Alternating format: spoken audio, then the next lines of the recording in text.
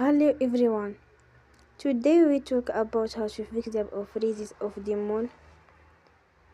We go to settings. Then we click on apps. After that you will search the app freezes of the moon.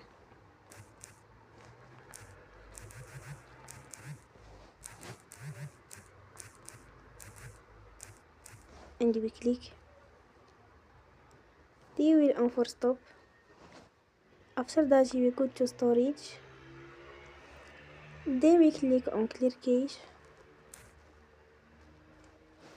In the end, you will turn off your Wi-Fi and you will turn again. Don't forget to support us by like and subscribe. See you next time and thank you for watching.